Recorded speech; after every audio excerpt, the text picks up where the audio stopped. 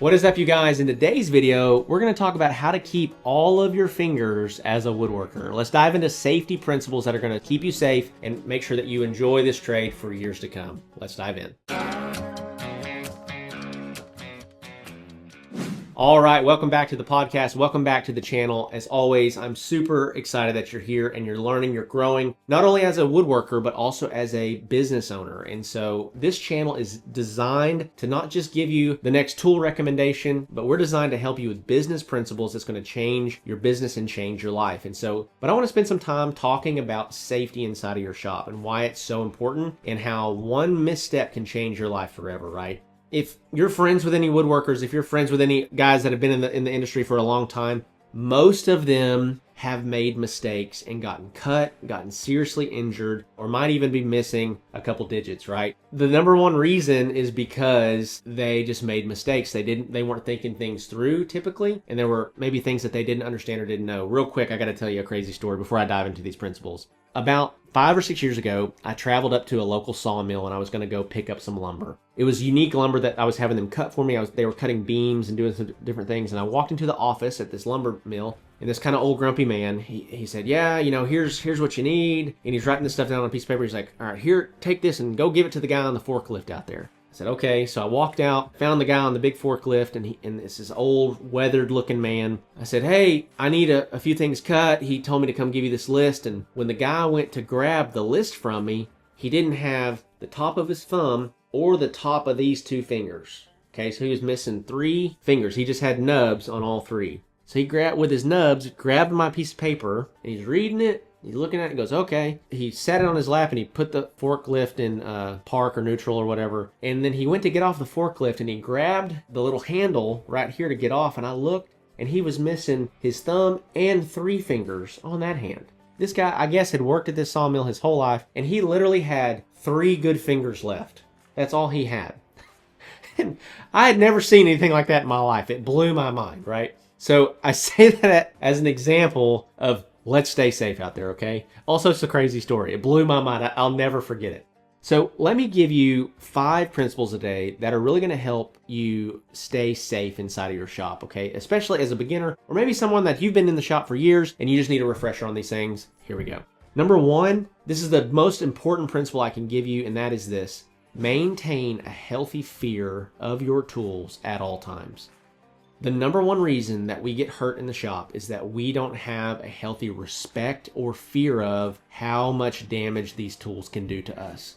I see this especially with tools like routers or like track saws or things that are more mobile. Typically a big table saw or a miter saw or a joiner, we have usually a pretty healthy fear of because they're big stationary tools. They're loud, they got big blades, right? Generally, we're a little bit more cautious around those, but a lot of times, little handheld routers and things like that, or track saws, we don't necessarily use them with a healthy amount of fear. And I've seen so many guys tear their hands up with routers or on track saws. I had a guy that was working for me that cut his hand on a track saw. The guy that was working for me was squaring up a table. He was cutting the ends off and he was trying to catch the fall off piece and got his hand too close to the blade underneath the material, and it just nicked the top of, I think, this finger but almost cut completely through it. And so he was able to get stitched up and he healed up and everything was okay, but you got to be super careful. You have to have a healthy fear of all of your tools inside of the shop, okay?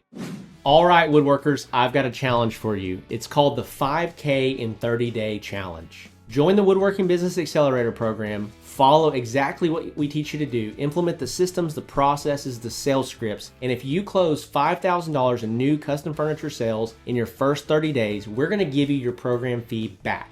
That's right. You will have literally built a business growth system for free.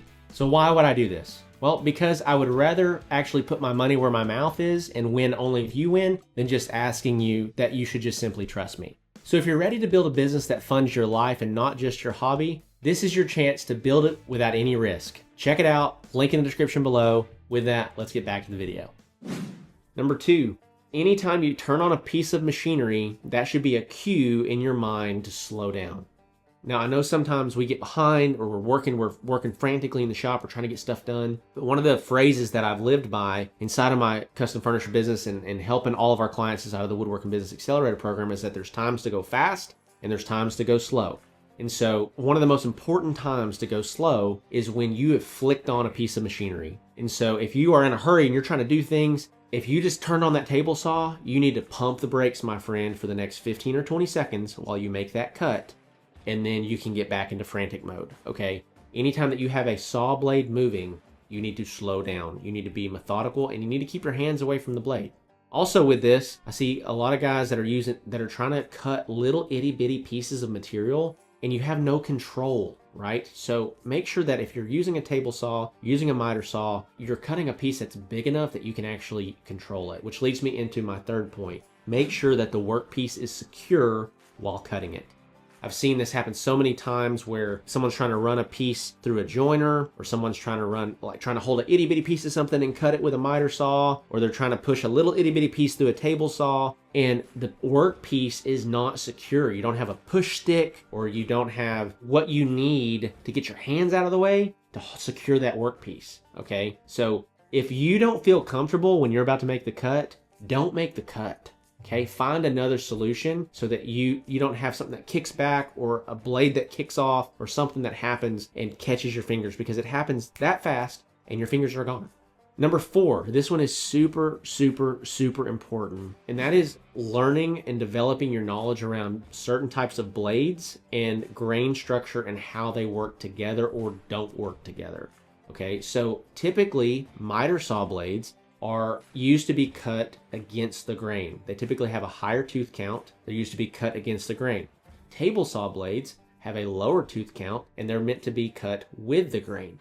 And if you try to cut against the grain, a lot of times with a table saw blade, unless you have a cross-cut sled, you're going to run into issues, okay? If you're trying to cut with the grain on a miter saw, you're going to have some issues, right? So just increase your knowledge and your awareness of what types of blades should be making what types of cuts. Super, super, super important. Be smart, okay? And then the last one here, number 5, is a lot of times, and I'll just speak from experience, when I first got my tools, they all come with safety guards. You start running your tools with your safety guards on, but what ends up happening is they become an inconvenience.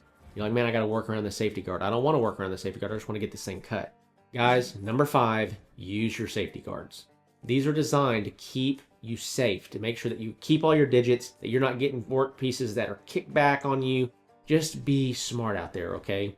Hopefully this video is helpful to you, especially if you're a beginner, you're trying to get into running tools consistently, and you've been a little fearful. Also, just by the way, it's okay to be a little afraid of these things because they're scary at first, right? Once you run them for a while, it's no big deal, but you need to always, number 1, maintain a healthy fear and respect for your tools, okay? And so with that, hopefully this video is helpful to you. If you're a beginner and you're trying to learn woodworking business principles, you're trying to turn this into a side hustle, you're trying to turn this into a full-time gig, maybe you want to quit your job and do this, I want to encourage you to check out my free resource in the description below, the Handmade Business Secrets ebook. It's completely free to you. All you gotta do is go there, enter your first name and your email address, and we'll get that sent over to you ASAP. And so with that, love you guys so much. Appreciate you checking out this video, and I'll see you on the next one.